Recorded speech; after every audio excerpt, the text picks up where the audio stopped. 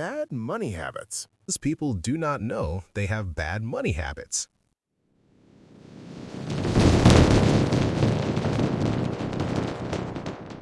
Let me describe a situation. It's Friday afternoon, payday hits your bank account. For a few hours, maybe a day, everything feels good. Bills get paid, groceries are bought, maybe you even treat yourself to something small because, well, you worked hard this week. And then 2 weeks later, your account balance somehow looks almost exactly the same as it did the last payday. And you think, how is that possible? I'm working harder than ever, but I'm not getting ahead. Here's the thing. This isn't happening because you're irresponsible, and it's not because you don't earn enough. What most people don't realize is that millions of hardworking people are following money habits that feel responsible, but quietly prevent wealth from ever forming. Small financial behaviors, repeated for years, creating massive long-term consequences. According to research from the Federal Reserve, nearly 60% of Americans say they could not cover a $1,000 emergency with savings. Before we go any further, let's think about that. There are two different ways to look at that. The first way is panic. I don't have $1,000. The second way is inconvenience. I have it in savings. I didn't want to spend it on an emergency. Who does? But at least I'm not panicking about it. Now that this thought further, this includes people with careers, degrees, and steady incomes. So what's going on? Why do some people seem stuck in a cycle of working and spending, while others quietly build wealth and eventually escape the rat race? Look, the difference isn't usually luck, it's habits. Today we're going to break down 6 bad money habits that quietly keep people stuck financially, and more importantly, how to fix them. And here's the interesting part. Each habit is more financially dangerous than the one before it. By the time we reach the final habit, you'll see the one behavior that ultimately determines whether everything else works or fails. We are the team at Simple Money Fundamentals, and we spend a lot of time thinking about why we were never taught these basics in school. Throughout our day-to-day lives, we constantly deal with money, earning it, saving it, spending it, and sometimes losing it. You get the idea. If you've ever thought, I must be missing something, or asked yourself, what is it that I don't know about money? Then you're in the right place. Our belief is simple. You are not late. You are just beginning. If this information is something you wish you had learned earlier and you find it helpful, please hit the subscribe button and give this video a thumbs up so it can reach and help others as well. This kind of information isn't about competition. Everyone can learn and win together. All right. Let's start with the first bad money habit. And honestly, this one looks harmless, but it quietly sabotages everything else. Item 1. Saving what's left instead of paying yourself first. Here's something most people don't realize. Saving money isn't about discipline. It's about order of operations. Most people run their finances like this: income, bills, spending, maybe savings. But financially successful households flip that order. Income, savings first, then everything else. Now you might be thinking, okay, but does that really make that big of a difference? Yes, and the math is surprisingly powerful. Let's say someone earns $4,000 per month. If they try to save whatever is left at the end of the month, statistically that number is usually close to zero. But if they automatically invest 10% upfront, that's $400 per month. Invested into a diversified index portfolio earning roughly 7% annually, after 30 years, that becomes about $490,000. Same income, same lifestyle, just a different order. This principle is supported by research from the National Bureau of Economic Research, which found that automatic savings dramatically increases long-term wealth accumulation because it removes the need for willpower. Let me show you the picture on this principle. Your money goes into one bucket. The bucket has a lot of holes in it: bills, entertainment, subscriptions, and food. After the money stops going into the bucket is now empty. Now look. There is another bucket that only money goes into with no holes. It fills up. Our brains are wired to spend what's available. So the trick isn't fighting human nature, it's designing systems that work with it. Try this step. Set up an automatic transfer the day after your paycheck arrives. Start small. Even 5% works. Then increase it every time your income rises, because this leads directly to the next habit, and this one is far more expansive. Item 2. Lifestyle inflation. This habit destroys more wealth than almost anything else. It's called lifestyle inflation.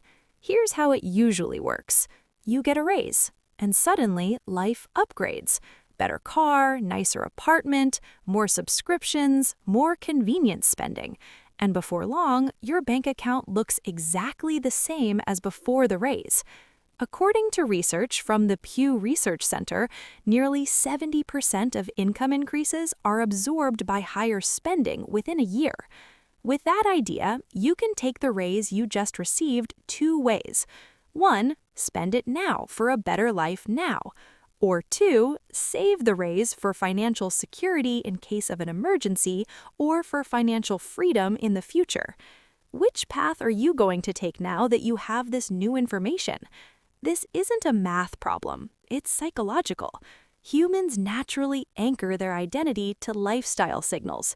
A raise feels like permission to upgrade life. But here's what most people don't realize. Lifestyle inflation delays financial independence by years, sometimes decades. Let's look at an example. Imagine someone receives a $10,000 annual raise.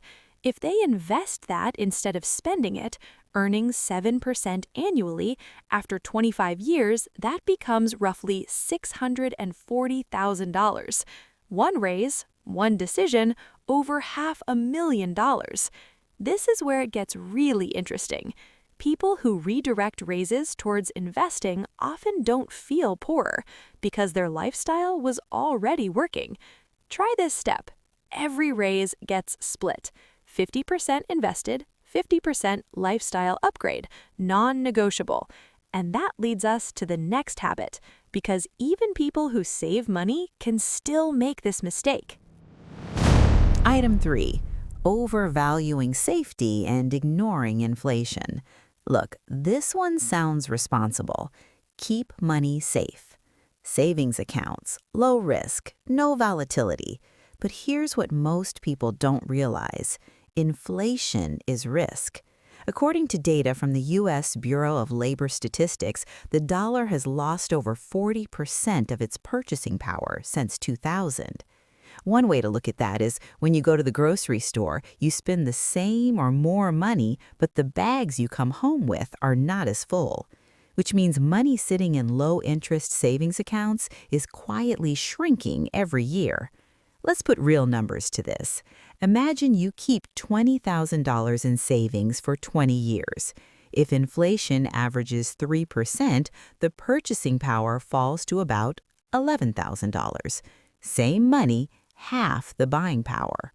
Now, you might be thinking, but investing feels risky. And yes, markets fluctuate, but historically, diversified stock investments have averaged 7 to 10% annual returns over long periods, according to research from Morningstar. The real danger isn't volatility, it's never letting your money grow. Try this step. Keep emergency savings in cash, but long-term wealth, that needs to be invested.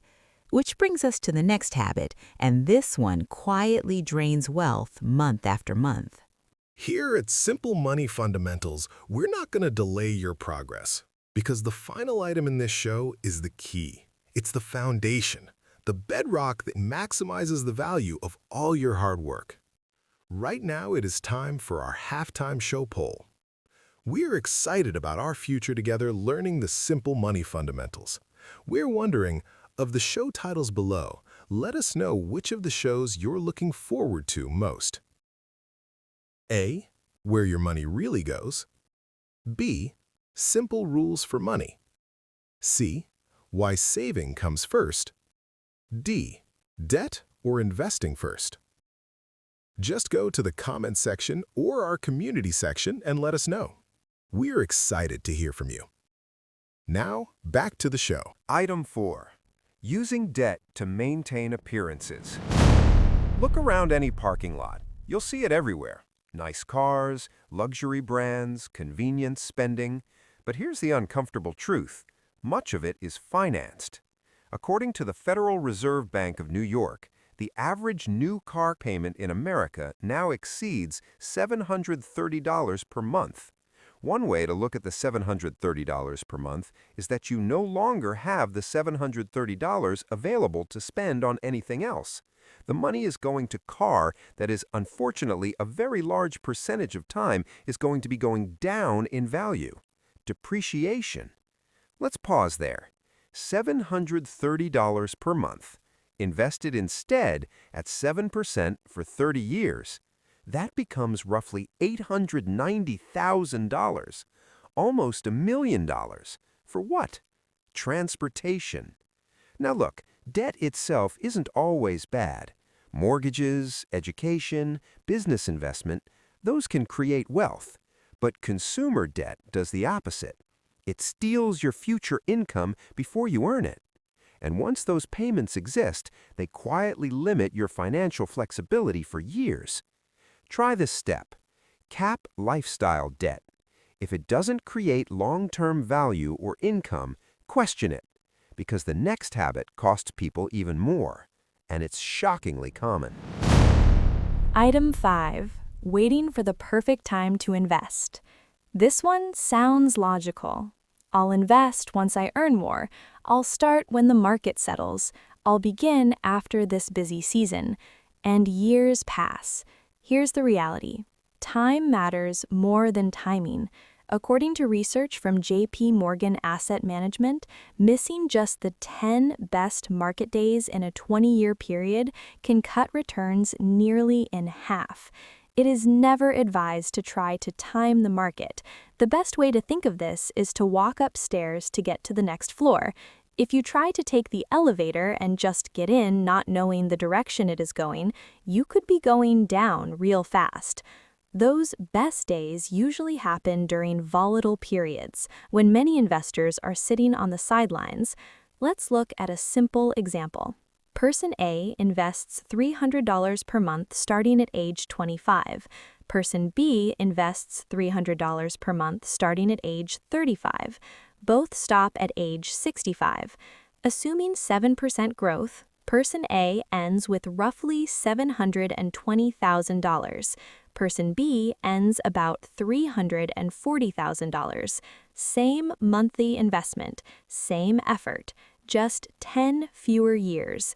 That's the power of time. Try this step. Start investing now. Small, automatic, consistent.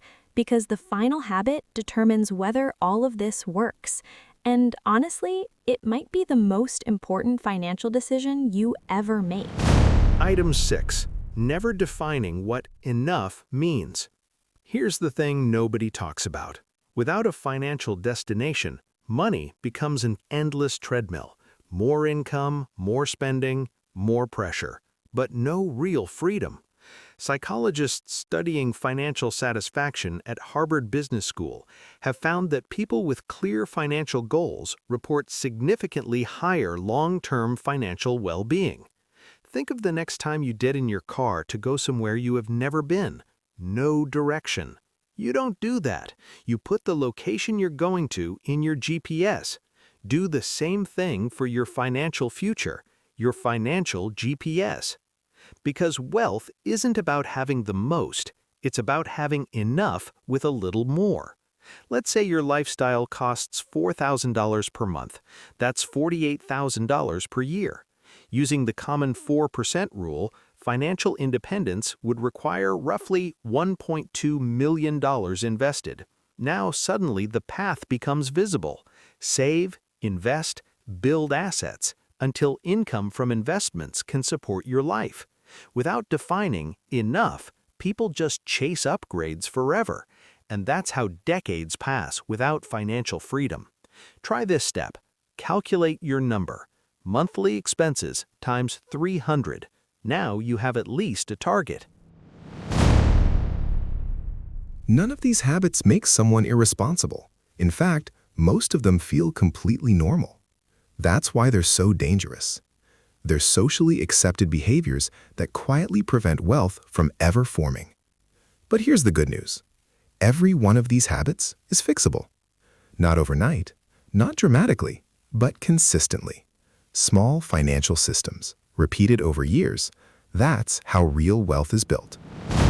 Suggestion steps. Each idea that we present on Simple Money Fundamentals are suggestions and not items we are telling you to do.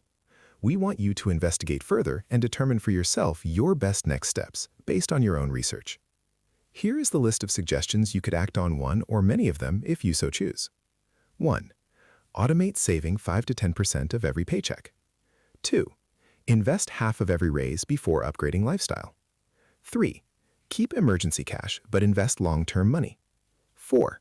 Avoid lifestyle debt whenever possible. 5. Start investing now, even small monthly amounts. 6. Define your financial freedom number. And remember this, wealth rarely comes from one big moment. It comes from hundreds of small financial decisions that compound over time. Once you understand the simple money fundamentals, money stops feeling confusing and starts becoming a tool. A tool that can eventually buy something far more valuable than stuff: freedom. You are not broken. You are not behind. You are just starting. You are not bad with money. You were just never shown the fundamentals, and now you are. If this helped you rethink money in a meaningful way, subscribe to Simple Money Fundamentals, hit the like button, and share this with someone who needs it. Because this isn't about competition. This is not the end. This is the beginning. Everyone can learn, everyone can improve, and everyone can win together and celebrate together.